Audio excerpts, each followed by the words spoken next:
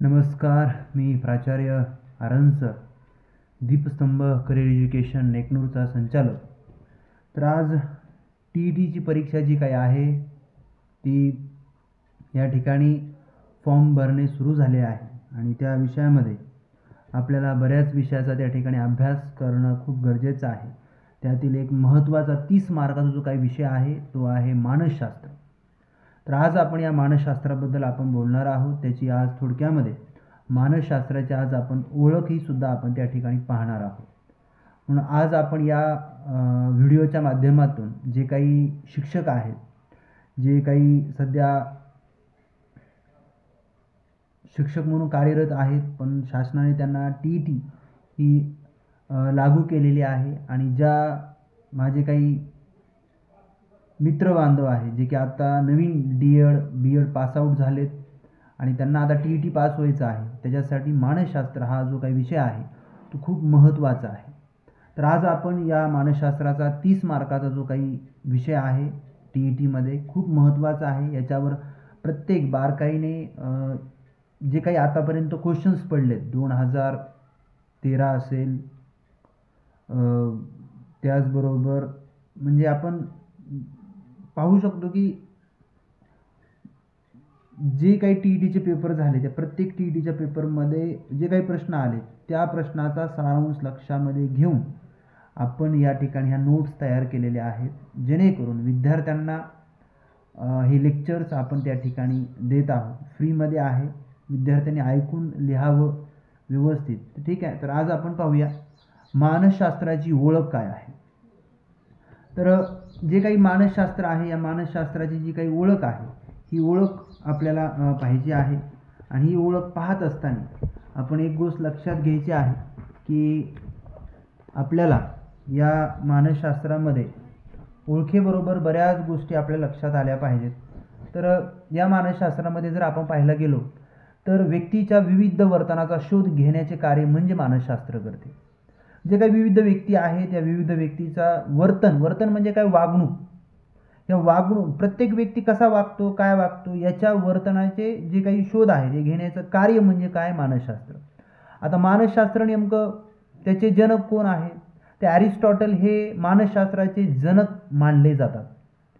त्यांचं युरोप खंड आहे, या युरोप खंडामध्ये ग्रीस हा देश आहे, या देशामध्ये त्यांचा जन्म झालेला आहे अरिस्टॉटलचा आणि ते मानसशास्त्राचे जनक आहेत. मग आणि त्यांनी एक पाहायला गेलं तर अरिस्टॉटल याने कुठल्या मानसशास्त्राचे विचार आणि कुठल्या विचारावर मानसशास्त्र त्यांनी मांडलंय तर त्यांनी आत्म्याचे विचार या दृष्टिकोनावर जास्त प्रमाणे मानसशास्त्रातील त्यांनी विचार मांडलेले आहेत. आणि त्यांनी मानसशास्त्रातील पहिला ग्रंथ लिहिला, त्याचं नाव आहे, आपण पाहायला गेलं तर डी ॲनिमा. यांनी अरिस्टॉटल यांनी हा मानसशास्त्राचा पहिला ग्रंथ लिहिला आणि ते ग्रीस या देशातील आहेत. ग्रीस देश कुठं आहे हे बारीक बारीक प्रश्न आहे, ते लक्षात घ्या. हे युरोप खंडात आहे. त्याचबरोबर मानसशास्त्राचे जनक कोणाला म्हटलं जातं. आता मानसशास्त्राचे फक्त मी मानसशास्त्र म्हणतो, पुढं जर तुम्ही जसं आपण मानसशास्त्र शिकवत जातो तसं वेगवेगळं मानसशास्त्र आहे, तर हे फक्त मानसशास्त्राचे जनक मानलं जाते. पुढं आपण गेलो बाल मानसशास्त्र आहे. अशा प्रकारचे विविध प्रकारचे मानसशास्त्र आपल्याला पाहायचे आहेत, त्याचे वेगवेगळे जनक आहेत. तर हे लक्षात घ्या, परीक्षेमध्ये प्रश्न काय विचारला आहे याचा अर्थ तुम्हाला समजणं खूप गरजेचं आहे. पण मानसशास्त्राचे जनक कोणाला मानलं जातं तर अरिस्टॉटल यांना मानलं जातं. तर मानसशास्त्र याचा नेमका अर्थ काय आहे, मानसशास्त्राचा जो काही अर्थ आहे त्याला आपण इंग्रजीमध्ये सायकोलॉजी म्हणतो. मानसशास्त्राला इंग्रजीमध्ये आपण काय म्हणतो, सायकोलॉजी म्हणतो. आणि सायकोलॉजीमध्ये दोन शब्द लपलेले आहेत, एक आहे सायकी आणि दुसरा आहे लोजोक. म्हणजे काय, याच्यामध्ये हे दोन्ही शब्द ग्रीकपासून घेतलेले आहेत. कुठून घेतलेले आहेत, ग्रीक. तर ग्रीक शब्दापासून या दोन्ही शब्दाचा या ठिकाणी शब्द तयार झाला, तो म्हणजे सायकोलॉजी. आणि लोगोस जे काय आहे, लोगोस म्हणजे काय तर शास्त्र, आणि सायकी म्हणजे काय, आत्मा किंवा मन, जे की आपण मन म्हणतो. या मनामध्ये आपण पाहायला गेलं तर असे दोन प्रकार आहेत आणि त्याचं एक सायकी आणि दुसरं आहे लोगोस. तर लोगोस म्हणजे शास्त्र आणि सायकी म्हणजे मन किंवा आत्मा. आता एक लक्षात घ्या, जे काही मानसशास्त्राचं चिन्ह आहे ते आपल्याला अशा वाय टाईपमध्ये दिसतं आणि हे आपण घेतलेलं आहे ते म्हणजे ग्रीक भाषेतलं आहे. हे चिन्ह कुठलं आहे असं एक चंद्राची कोर टाईपमध्ये दिसतं असं आपल्याला, तर ते ग्रीकमधून घेतलेलं आहे आणि ते त्या वर्णमालेतले ते 23वं अक्षर आहे. हे मानसशास्त्र चिन्ह आहे आणि हे आपल्याला लक्षात घेतलं पाहिजे. तर हा छोटासा इतिहास आहे. 23व्या अक्षरांमधलं ते वर्ण आहे ग्रीक भाषेतलं आणि ते ग्रीक चिन्ह आहे. हे आपल्याला पुस्तकामधली माहिती आहे. ठीक आहे, ही माहिती आपल्या लक्षामध्ये आपण घेतली पाहिजे. तर लक्षात घ्या, आपण काय काय गोष्टी पाहिल्या. तर व्यक्तीच्या विविध वर्तनाचा शोध म्हणजे मानसशास्त्र आहे. मानसशास्त्राचे जनक ॲरिस्टॉटल आहेत. त्यांचा म्हणजे ते कुठल्या देशातले आहेत, तर ग्रीस देशातले आहेत. खंड कुठला आहे, तर युरोप खंड आहे. त्यांनी पहिला ग्रंथ कोणता लिहिला, तर त्यांनी दी अनिमा हा ग्रंथ लिहिला. त्यांचे विचार कशाचे आहे, तर आत्म्याचे विचार त्यांनी मानसशास्त्राबद्दल मांडलेले आहे. त्यानंतर मानसशास्त्राला इंग्रजीमध्ये सायकोलॉजी म्हणतात. सायकोलॉजी शब्द 2 शब्दापासून तयार झालेला आहे. हे दोन्हीही शब्द ग्रीक शब्दापासून तयार, एक आहे सायके आणि दुसरा आहे लोगोस. या दोन सायके आणि लोगोस या 2 शब्दापासून झालेला आहे. तर मानसशास्त्राचा इतिहास आहे तो आहे प्राचीन काळ, म्हणजे मानसशास्त्राचा जो काही प्राचीन काळ आहे. तर सायकोलॉजी हा शब्द ग्रीक भाषेतील सायकी आणि लोगस यापासून तयार झालेला आहे. सुरुवातीस मानसशास्त्र हे आत्म्याचा अभ्यास मानले जात होते. सुरुवातीला आपण म्हणलं म्हणजे आत्म्याचा अभ्यास कुणी मांडला, तर तो ॲरिस्टॉटलनी मांडला. हे लक्षात घ्या. आता जसं जसं काळ आहे मानसशास्त्राचा इतिहास, पहिला आपण इतिहास पाहूया प्राचीन. जसं आपल्या इतिहासामध्ये प्रकार आहेत प्राचीन, मध्ययुगीन आणि आधुनिक इतिहास, तसं आहे तसं इथंही आहेत. प्राचीन काळामध्ये मानसशास्त्र काय होतं, तर मानसशास्त्राचा जो काही सुरुवातीला अभ्यास मानला जायचा तो आत्म्याचा अभ्यास मानला जात होता. आणि याच्यामध्ये पाहायला गेलं तर प्लेटो आणि ॲरिस्टॉटल यांनी आत्मा, मन आणि स्मरणशक्ती, अनुभव यांचा अभ्यास केला आहे. तर इथं प्लेटो पण खूप महत्त्वाचा आहे. तर आपण 2 शास्त्रज्ञ पाहिले आतापर्यंत. पहिला जो शास्त्रज्ञ पाहिले ॲरिस्टॉटल. आता त्याच्या नादाने आपल्याला पाहायला गेलं तर प्लेटोचंही आलं. तर प्लेटोने ग्रंथ लिहिला आहे रिपब्लिक, हा त्यांनी लिहिला. त्याच्यामध्ये व्यक्तीच्या विभिन्न विचाराचे मत मांडलेलं आहे. प्लेटोनी काय केलं आहे, रिपब्लिक हा ग्रंथ लिहिला सायकोलॉजीमध्ये. त्या ग्रंथामध्ये त्यांनी काय केलं आहे, वेगवेगळ्या व्यक्तींचे, भिन्न व्यक्तींचे विचार त्या ठिकाणी मांडलेले आहेत. आणि ॲरिस्टॉटलनी ग्रंथ लिहिला आहे तो आपल्याला दी अनिमा म्हणजे हा लिहिला. त्याच्यामध्ये आत्म्याचे विचार हे त्या ठिकाणी मांडलेले आहेत. ह्या 2 गोष्टी आपल्या लक्षामध्ये आल्या पाहिजेत, कारण की आपल्याला ह्या खूप महत्त्वाच्या आहेत. हे झालं प्राचीन इतिहासाबद्दलचा. आणि आता आहे जो काही आपण पाहायला गेलो मध्ययुगीन जो काही भाग आहे. मध्ययुगीनमध्ये काय होतं, मध्ययुगीनमध्ये एवढं काही इम्पॉर्टंट नाही घडलेलं. फक्त मध्ययुगीनमध्ये आहे की मानसशास्त्र धर्म आणि तत्त्वज्ञानाशी जोडले गेले होते. जे काही मानसशास्त्र आहे ते धर्माशी जोडलं गेलं आणि तत्त्वज्ञानाशी जोडलं गेलं. तत्त्वज्ञान हा शब्द खूप महत्त्वाचा आहे. पुन्हा आपण पाहूया, हे झालं मध्ययुगीनमध्ये. एवढंच लक्षात ठेवा की मानसशास्त्र हे धर्म आणि तत्त्वज्ञानाशी जोडले गेले होते. त्यानंतर आहे आधुनिक युगाची सुरुवात. तर आधुनिक युगाची सुरुवातीमध्ये 16वे आणि 17वे शतक. कुठले 16वे आणि 17वे शतक जे काय आपण पाहिलं हे 16वे आणि 17वे शतकामध्ये आधुनिक युगाला सुरुवात त्या ठिकाणी झाली. त्याच्यामध्ये पाहायला गेलं तर मन आणि शरीर असे वेगळे नाही आहेत. म्हणजे mind and body is not, म्हणजे हे काही वेगळं नाही आहेत, ते एकच आहे. वेगळे म्हणजे मन आणि शरीर हे 2 आपण त्याला पाहायला गेलं की वेगवेगळे आहेत. आणि हे त्यांनी हे जे प्रतिपादन केलेलं आहे ते म्हणजे रेने. ह्या रेने या शास्त्रज्ञाने त्या ठिकाणी काय केलेलं आहे, मन आणि शरीर वेगळे आहेत हे मात्र त्या ठिकाणी ड्युअलिझम हा शब्द खूप महत्त्वाचा आहे, वेगळे आहेत असं त्या ठिकाणी प्रतिपादन केलं. मानसशास्त्र हे अधिक वैज्ञानिक व तात्विक दृष्टिकोनाकडे वळाले. आधुनिक युगामध्ये काय झालं, आधुनिक इतिहासामध्ये म्हणजे आधुनिक युगात काय झालं, मानसशास्त्र हे अधिक विज्ञानाकडे, वैज्ञानिक म्हणजे काय विज्ञान आणि तात्विक म्हणजे काय तत्त्वज्ञान. मी मगाशी म्हणलं तुम्हाला तत्त्वज्ञान शब्द खूप महत्त्वाचा आहे. तत्त्वज्ञानाला सुरुवात ही मध्ययुगीन काळातच झाली होती. धर्माकडे पण गेलती आणि तत्त्वज्ञानाकडे पण गेलती. इथं शब्द काय वापरलाय रेने यांनी, मानसशास्त्रे अधिक वैज्ञानिकाकडे वळाले, त्याचबरोबर ते तात्विक दृष्टिकोनाकडे वळाले. तात्विकीचा अर्थ होतो तत्त्वज्ञान, हे लक्षात घ्या. 19व्या शतकास वैज्ञानिक मानसशास्त्राची सुरुवात झाली. 16वे 17वे म्हणजे 19व्या जे काही 19वे शतक आहे त्याच्यामध्ये मानसशास्त्राची सुरुवात जी काही झालेली आहे ती मानसशास्त्राची सुरुवात आपण पाहायला गेलं तर मानसशास्त्राची वैज्ञानिक सुरुवात त्या ठिकाणी झालेली आहे. पुन्हा पहा 1889 साली विल्यम्स वुंड, जे काही विल्यम्स वुंड, आता बघा आपण चौथे शास्त्रज्ञ पाहतोय. पहिले आपण पाहिले ॲरिस्टॉटल, त्यानंतर आपण प्लेटोकडे गेलो, त्याचबरोबर आता आपण विल्यम्स वुंड पाहिले, आता रेने पाहिले, आता विल्यम्स वुंड. 1889 साली विल्यम्स वुंड यांनी जर्मनीमध्ये लिपिझिंग हे विद्यापीठ आहे, लक्षात घ्या, तुम्हाला परीक्षेमध्ये प्रश्नही पडू शकतो. लिपिझिंग कुठल्या विद्यापीठामध्ये मानसशास्त्राची पहिली प्रयोगशाळा सुरू झाली? तर याची तुम्हाला उत्तर पाहिजे. लिपिझिंग हे काय कुठल्या एक शहराचं नाव नाही आहे जर्मनीतल्या, किंवा तिथं काही नाही. लिपिझिंग हे एक विद्यापीठाचं नाव आहे. विल्यम्स वुंड यांनी विद्यापीठामध्ये, लिपिझिंग विद्यापीठ हे जर्मनीमध्ये आहे आणि जर्मनीतल्या त्या ठिकाणी विद्यापीठामध्ये त्यांनी काय केलेलं आहे, त्या ठिकाणी 1879 साली त्यांनी प्रयोगशाळा त्या ठिकाणी सुरू केली, मानसशास्त्राची पहिली प्रयोगशाळा स्थापन केली.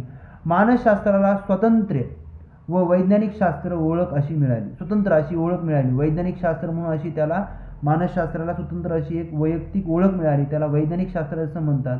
पुन्हा प्लेटोच्या मते काय, ज्ञान हे अद्भुत म्हणजे आपण पाहायला गेलं प्लेटोचं मत काय मानलं गेलं की विल्यम्स वुंडने सांगितलं की त्यांनी प्रयोगशाळा ओपन केली. त्याचबरोबर पुन्हा आपण पाहिलं प्लेटोंनी वेगवेगळ्या भिन्न लोकांचे त्या ठिकाणी विचार मांडले. त्याचबरोबर ॲरिस्टॉटल यांनी काय केलं, भारतामध्ये म्हणजे ते मानसशास्त्राचे जनक आहेत, त्याचबरोबर ते युरोप खंडातले आहेत, ग्रीस हा देश आहे. आणि त्याच्यानंतर पुन्हा आपण रेने पाहिलं, रेनेने सांगितलं मन आणि शरीर हे वेगळे आहेत.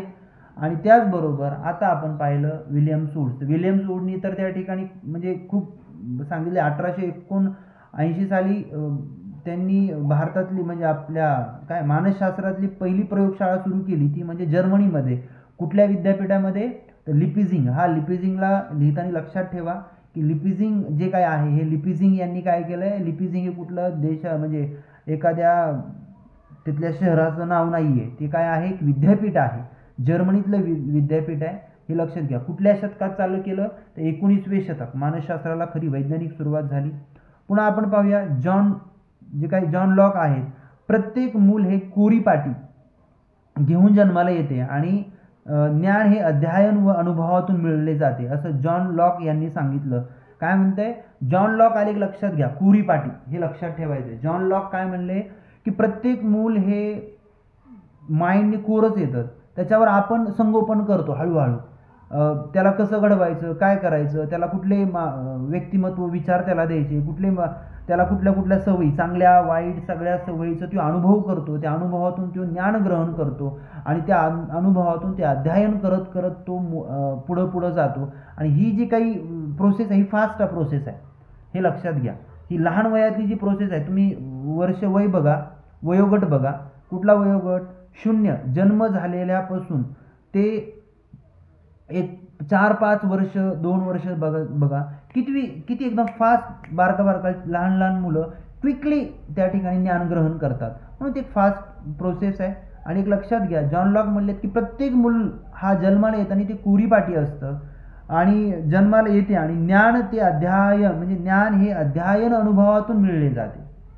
आपण आता एखादी गोष्ट आताच मानसशास्त्र शिकतोय आपण, मग मानसशास्त्राचं ज्ञान आपल्याला नाही आहे, मग हे आपण अध्यापन या अनुभवातून आपण चाललेलं आहे. तर ही गोष्ट आपल्या लक्षामध्ये आली पाहिजे. आणि एक गोष्ट आपण त्या ठिकाणी पाहायला गेलं तर ह्या छोट्या गोष्टी आपल्या लक्षामध्ये पाहिजेत. पुन्हा आपण पाहायला गेलं तर मानसशास्त्राच्या विविध प्रकारच्या व्याख्या आहेत. ह्या व्याख्येमध्ये पाहिलं की आत्म्याचे शास्त्र ते मानसशास्त्र अशी व्याख्या आपण केलेली आहे. त्याचबरोबर मानसशास्त्राच्या विकासातील पहिला टप्पा म्हणजे प्राचीन ग्रीक देश तत्वज्ञानात सापडतो, हे लक्षात घ्या. म्हणजे आता आपण पहिली एक पाहूया व्याख्या. पहिली व्याख्या आहे आत्म्याचे शास्त्र ते मानसशास्त्र. हे कुठं ॲरिस्टॉटलकडे पाहिलं होतं, आपण पाहिलं ॲरिस्टॉटल म्हणले होते की मी आत्म्याचे विचार मानतोय, मग आत्मा ते मानसशास्त्र. ह्याच्यामध्ये ॲरिस्टॉटल त्यांनी इसवी सन पूर्व 400च्या सुमारास ग्रीक तत्वज्ञ प्लेटो, ॲरिस्टॉटल व यांनी या ठिकाणी आत्मा म्हणजे मानवी आत्मा, मानवी मन आणि स्वभाव याविषयी चर्चा केली. याच्यामध्ये मी आवर्जून सांगेल जे सॅक्रेटिस होते म्हणजे सॉक्रेटिस जे काही होते शास्त्रज्ञ, त्यांनी क्वेश्चनवरून उत्तर काढण्याची थिअरी या ठिकाणी डेव्हलप केली. म्हणजे आपण प्रश्न विचारणं आणि प्रश्नावरून थिअरी बाहेर काढणं ही घटक या ठिकाणी सॉक्रेटिस यांनी जे काही शास्त्रज्ञ होते यांनी त्या ठिकाणी डेव्हलप केली. प्लेटोनी तर सांगितलं होतं की पाहिलं वेगवेगळ्या लोकांचे विचार मांडणं. ॲरिस्टॉटल म्हणतात आत्मशास्त्र आणि सॉक्रेटिस म्हणतात की क्वेश्चन जो काय आहे आम्ही क्वेश्चन विचारू, क्वेश्चनवरून जी काही थिअरी तयार करण्याचं, जी काही थिअरी सापडण्याची काढण्याची जी काही त्या ठिकाणी त्यांनी केलं तर ते लक्षात आपण ठेवलं पाहिजे. मानसशास्त्राची पहिली व्याख्या आपण पाहिली ॲरिस्टॉटलच्या तत्त्वज्ञानाने. त्यांनी पाहिलं की त्यांनी पहिला ग्रंथ लिहिला. ॲरिस्टॉटल यांनी पहिली व्याख्या तयार केली आत्म्याचे शास्त्र. आता बघा पुन्हा आहे मनाचे शास्त्र. मनाचे शास्त्र ते मानसशास्त्र. हे कुणी केलं? मॅकडुगल यांनी केलं. मॅकडुगल यांनी काय केलं की मनाचे शास्त्र ते मानसशास्त्र असं त्यांनी व्याख्या केली. मानवी वर्तनाचे नियंत्रण करणारी, आपल्या वर्तनाचे स्फूर्तिस्थान असलेली एक शक्ती ही मानवी व्याख्या केली. ही मनाची व्याख्या केली. कुणी केली? मानवी वर्तनाचे नियंत्रण करणारी, आपल्या वर्तनाचे स्फूर्तिस्थान असलेली एक शक्ती ही मनाची व्याख्या केलेली आहे मॅकडुगल. हे लक्षात घ्या. कुठली व्याख्या कुणी केलेली हे तुम्हाला पाठच झालं पाहिजे, ह्याच्याशिवाय पर्याय नाही. वाचन करा, वाचनातून पाठ होईल. आपण आज फक्त व्याख्या पाहणार आहोत. व्हिडिओ आपण फक्त 20 मिनिटाचा या ठिकाणी करणार आहोत. पुन्हा आहे मानसशास्त्र हे मानवी मनाचे एक अनुभव मिश्रित व वर्तनात्मक शास्त्र होय. मॅकडुगल हे समाधानी नव्हते, कारण ते म्हणत होते आत्मा व मन पाहता येत नाही. ते काय होते? आत्मा आणि मन हे पाहता येत नाही, म्हणून मनावर त्यांनी व्याख्या केली, आत्मावर पण व्याख्या केली, पण ते ह्याच्यावर ते काही म्हणजे समाधान नव्हते. किंवा आत्म्याला स्पर्श पण आपण करू शकत नाही. आत्म्याचे शास्त्र तर कोणी सांगितलं आपल्याला? ॲरिस्टॉटल म्हणले आत्म्याचे शास्त्र, पण आपण आत्म्याला कुठं स्पर्श करू शकतो? मनाला कुठं आपण स्पर्श करू शकतो? तर ह्याच्यावर ते मॅकडुगल हे काही त्या ठिकाणी समाधान होत नाही. आत्मा व मन ह्या दोन्ही अमूर्त संकल्पना आहे अशी व्याख्या बदलण्यात आली. ही व्याख्या लक्षात घ्या की ही व्याख्या बदलण्यात आली. पुन्हा आहे आपण पाहायला गेलं पुढं तर बोधा अवस्थेचे म्हणजे काय? बोधा अवस्थेचे शास्त्र ते मानसशास्त्र. 19व्या शतकाच्या उत्तरार्ध जर्मन मानसशास्त्रज्ञ विल्यम सूड यांनी पहिली मानसशास्त्रीय प्रयोगशाळा जर्मनीच्या लिपिझिंग येथे आपण मगाशी पाहिलं 1879 मध्ये मानवी वर्तनाचा अभ्यास करण्यासाठी सुरू केली. आत्मपरीक्षण म्हणजे आत्मनिरीक्षण पद्धती विकसित केली. त्यांनी त्या ठिकाणी त्या प्रयोगशाळेमध्ये आत्मनिरीक्षण पद्धती विकसित केली. बोधात्मक अनुभव करून कन्क्ल्युजन एक्सप्रेशन्स ही संज्ञा विकसित केली. विचार, भावना, संवेदन आणि अवबोध ह्या दोन गोष्टी लक्षात घेतल्या. बोधात्मक अनुभव आणि अवबोध ह्या दोन गोष्टी आपण लक्षात घेतल्या पाहिजेत. कन्क्ल्युजन एक्सप्रेशन्समधून म्हणजे बोधात्मक आपण काय बोध घेतला त्यातून आपला काय अनुभव आहे या दृष्टिकोनावर त्यांनी जास्त प्रमाणामध्ये मांडलं. बोधावस्थेचे शास्त्र ते मानसशास्त्र ही आत्मनिरीक्षण पद्धती आपण विकसित त्या ठिकाणी केली. त्याचबरोबर दुसरी जी व्याख्या आहे मानसशास्त्राची म्हणजे पुन्हा बघा बोधात्मक अनुभव म्हणजे व्यक्तीच्या मानसिक घडामोडीची त्याला असलेली जाणीव. बोधात्मक अनुभव म्हणजे काय? व्यक्तीच्या मानसिक घडामोडीची त्याला असलेली जाणीव म्हणजे बोधात्मक अनुभव. प्रतिक्रिया देण्यासाठी लागणारा वेळ, संवेदन व बोध अवस्था यावर आधारित प्रयोग केले. काय केलं त्यांनी? त्या प्रयोगशाळेमध्ये विल्यम सूड यांनी प्रतिक्रिया देण्यासाठी लागणारा वेळ, संवेदन व बोध अवस्था यावर आधारित प्रयोग केले. आणि याच प्रयोगावर त्यांनी या ठिकाणी आपल्या प्रयोगशाळेमध्ये वेगवेगळे प्रयोग करून पाहिले. या प्रयत्नामुळे विल्यम सूड यांना प्रायोगिक मानसशास्त्राचे जनक म्हणतात. एक लक्षात घ्या, हे हायलाईट करा. तिकडे मी फक्त ॲरिस्टॉटलला मानसशास्त्राचे जनक म्हणलं, इथं काय प्रायोगिक हा शब्द खूप महत्त्वाचा आहे. प्रायोगिक या प्रायोगिक मानसशास्त्राचे जनक कोण आहेत? परीक्षेमध्ये 100% प्रश्न पडू शकतो. प्रायोगिक मानसशास्त्राचे जनक कोण? तर प्रायोगिक मानसशास्त्राचे जनक हे विल्यम वूड आहेत, हे लक्षात घ्या. आणि विल्यम जेम्स यांनी सुद्धा, आता बघा विल्यम वूड वेगळे, विल्यम जेम्स वेगळे. या विल्यम जेने हार्ड म्हणजे पाहायला गेलं तर विल्यम जेम्स यांनी 1875 मध्येच एक प्रयोगशाळा ओपन केली होती 4 वर्ष अगोदर. विल्यम वूड यांनी कधी केली? 1889 साली. आणि विल्यम जेम्स यांनी केली 1875लाच केली. पण या प्रयोगशाळेत फक्त प्रात्यक्षिक होत होते. जे विलियम जेम्स आहे त्या विलियम जेम्सच्या शाळेमध्ये प्रात्यक्षिक होत होते. त्या ठिकाणी कुठल्याही प्रकारचं त्या ठिकाणी प्रयोग होत नव्हते, मूळ संशोधन होत नव्हतं, फक्त प्रात्यक्षिक होत. वरील सर्व बाबी लक्षात घेता पहिल्या प्रयोगशाळेचा दर्जा विलियम जेम्स यांच्या 1875 साली जी काही प्रयोगशाळा सुरू झाली याला भेटला नाही. पण तो विलियम वूडने जी काही प्रयोगशाळा 1879 साली जी काही सुरू केली होती त्याला मात्र पहिला प्रयोगशाळेचा दर्जा भेटला गेला. आता दर्जा न भेटण्याचे कारण कोणती होती? त्या ठिकाणी फक्त प्रात्यक्षिक होत होती, मूळ संशोधन होत नव्हतं, म्हणून त्यांना आणि तो दर्जा विलियम वूडच्या 1879च्या प्रयोगशाळेला मिळाला, हे लक्षात घ्या. पुन्हा आहे अवबोध अवस्थेचे शास्त्र ते मानसशास्त्र. तर हे डॉक्टर फ्राइड जे काही आहेत, या डॉक्टर फ्राइड यांनी ही व्याख्या तयार केलेली आहे. म्हणजे आपल्याला ते सांगतात की मनोविश्लेषकाचे संस्थापक म्हणून त्यांना संबोधलं जातं. मनोविश्लेषकाचे संस्थापक जर तुम्हाला कोणी विचारलं तर डॉक्टर फ्राइड हे लक्षात घ्या. त्यांचा देश आहे तो आहे ऑस्ट्रेलियन होते. जे डॉक्टर फ्राइड आहे ते कुठल्या देशातले आहेत? ऑस्ट्रेलियन देशातले आहेत. त्यांचा जन्म 1856 ते 1939 साली त्यांचा मृत्यू झाला. जन्म झाला 1856 आणि मृत्यू झाला 1939 साली. त्यांनी अवबोध अवस्थेच्या दृष्टिकोनातून विचार केला. त्यांच्या मते आपल्या वर्तमान मागच्या प्रेरणाची आपल्याला जाणीव नसते. आपण जे काही वर्तन करतो त्याच्या मागच्या प्रेरणाची जाणीव आपल्याला अजिबात नसते. मनाची एक अवबोध पातळी असते जिथे आपल्याला धोकादायक ठरू शकणाऱ्या तीव्र इच्छा व आकांक्षा दबल्या जातात. आपल्या मनामध्ये अशा खूप मोठ्या अशा धक्कादायक गोष्टी असतात, तीव्र इच्छा असणाऱ्या आकांक्षा असतात, त्या दबल्या जातात फक्त भीतीपोटी. लहान वयात येणाऱ्या अनुभवावर भर दिला. जे काय आपण लहान वय असतं त्या लहान वयामध्ये त्यांनी त्याच्यावर अभ्यास केला. लहान वयात येणाऱ्या अनुभवावर भर दिला. व्यक्तिमत्वाची जडणघडण ही पहिल्या 5 वर्ष, मी मगाशी तुम्हाला सुरुवातीला सांगितलं होतं, आपल्या मुलाची जडणघडण, व्यक्तिमत्व विकासाची सगळी जडणघडण ही पहिल्या 5 वर्षामध्ये होत असते. व्यक्तीस मानसिक समस्या दिसल्यास त्याने मूळ कारण हे लहानपणी असलेल्या अनुभवातच असते. जर एखाद्या व्यक्तीला काही मानसिक समस्या असल्या, मनोरुग्ण असेल, मानसिक समस्या त्याला जाणवायला लागल्या, तर याचं कारण हे लहान वयामध्ये जे काही अनुभव तुम्हाला भेटलेला आहे त्या अनुभवावर तुम्ही त्या ठिकाणी आपलं पूर्ण त्या ठिकाणी असू शकतं की अनुभवातून आपल्याला ती मानसिक समस्या आपल्याला उद्भवणं झालेली असेल. पुन्हा आहे वर्तमानाचे शास्त्र ते मानसशास्त्र. आता वर्तमानाचे शास्त्र यात आहे जॉन बी वॅटसन 1888 ते 1958. 1888 ते 1958ला जॉन बी वॅटसन म्हणाले वर्तनाचे शास्त्र ते मानसशास्त्र असा त्यांनी प्रवास दाखवला. जॉन बी वॅटसन म्हणतात ते अमेरिकन मानसशास्त्र आहेत.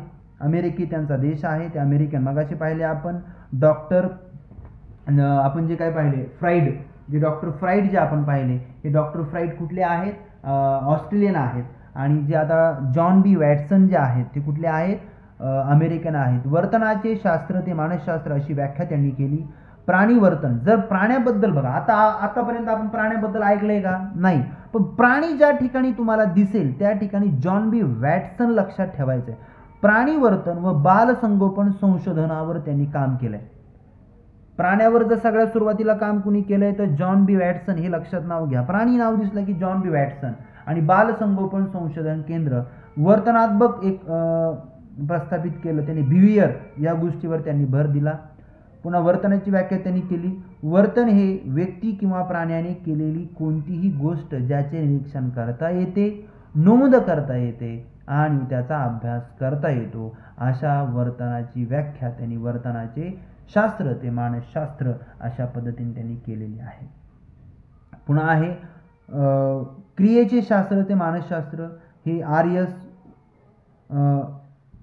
वुडवर्थ या शास्त्रज्ञाने या ठिकाणी मांडलेली क्रिया आहे.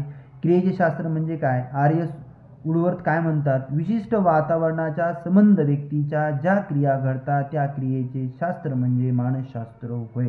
थोडक्यामध्ये बिहेवियरच आलं, वर्तनच आलं. वर्तन ते अंतर्गत किंवा बाह्य उपाधी आपण जी जी काही म्हणजे बाहेर घडणाऱ्या ज्या काही गोष्टी आहेत या जीवन प्रक्रियेशी निगडीत असतात. त्याला आपण थोडं स्टिम्युलेशन, ऑर्गनिझम आणि रिस्पॉन्स असं आपण म्हणूया, बिहेवियर असं थोडक्यात लक्षात घ्या. वर्तन म्हणजे काय असतं, जीवन आणि प्रतिक्रिया या दोन गोष्टीवर आपलं त्या ठिकाणी वर्तन आपलं अवलंबून असतं. उदाहरणार्थ एक शिक्षक आहे, म्हणजे एकच आहे परंतु प्रत्येक व्यक्तीच्या प्रतिक्रिया मात्र वेगवेगळ्या आहेत. समजा आता मी शिक्षक आहे, तुम्ही सगळे विद्यार्थी आहात. मग तुम्ही विद्यार्थी काय करणार आहात, मी एक गोष्ट सांगितली, प्रत्येकाचं उत्तर एक येणार आहे का? नाही येणार. प्रत्येकाचा विचार वेगवेगळा राहणार आहे, प्रत्येकाचं वागणूक वेगवेगळी राहणार आहे. पण प्रश्न एक असेल, असं याला आपण म्हणायचं की क्रियेचे शास्त्र. एखादी क्रियेवर समजा मी काय क्रिया करतोय त्या क्रियेवर पुढचे लोक कसे व्यक्त होतात, मग ते प्रत्येक व्यक्ती हा वेगवेगळ्या प्रकारे व्यक्त होणार आहे, त्याला म्हणायचं क्रियेचे शास्त्र. हे आर.एस. वुडवर्थ यांनी त्या ठिकाणी मांडलेलं आहे, हे लक्षात घ्यायचं आहे. तर हे मानसशास्त्राच्या व्याख्या आहेत वेगवेगळ्या. तर आपण त्या ठिकाणी पाहिलं, ह्या व्याख्या लक्षात घ्यायचं आहे. आजचे जी काही मी तुम्हाला सगळ्यांना सांगितलं आहे की बऱ्याच गोष्टी मी तुम्हाला ह्या लेक्चरला एक मानसशास्त्राची ओळख करून तुम्हाला दिलेली आहे. हे थोडक्यामध्ये लक्षात घ्या की आपण सुरुवातीला काय काय पाहिलं. मानसशास्त्रामध्ये ग्रंथ कोणते कोणते लिहिले, ग्रीस ग्रंथ कोणी, म्हणजे ग्रीस देश कुठं आहे, काय आहे, खंड कुठले आहे, जे मानसशास्त्रात जनक कोण आहेत, सायकोलॉजी शब्द कुठून आला, त्याचं चिन्ह कुठलं आहे, ग्रीक भाषेतील आहे, ते ग्रीक शब्दाचं चिन्ह कुठलं आहे, 23व्या नंबरचा आहे. आत्म्याचे विचार कोणी मांडले, रिपब्लिक ग्रंथ कोणी लिहिला, त्याचबरोबर डी ॲनिमा हा ग्रंथ कोणी लिहिला, आत्म्याचे विचार कोणी मांडले, वेगवेगळ्या विभिन्न व्यक्तीचे विचार कोणी मांडले, ह्या सगळ्या गोष्टी व्याख्या आपण सगळ्या पाहिल्या. तर हे थोडक्यात चर्चात्मक हा आजचा सेक्शन आहे. मी याच्याबद्दलचं लाईव्ह लेक्चर मी लवकरच विद्यार्थ्यांसाठी घेऊन येणार आहे. 100% आता पडलेल्या परीक्षे जी काही TETचा पेपर झालेले आहे या सगळ्या TETच्या पेपरवर आधारित ह्या नोट्स तुम्हाला देत आहोत, जेणेकरून या नोट्सच्या बाहेरचा प्रश्न येणार नाही. ओके, थांबतोय आज. Thank you, bye, see you again. पुन्हा भेटूया पुढच्या मानसशास्त्राच्या अभ्यासाला घेऊन. ठीक आहे, तोपर्यंत बाय.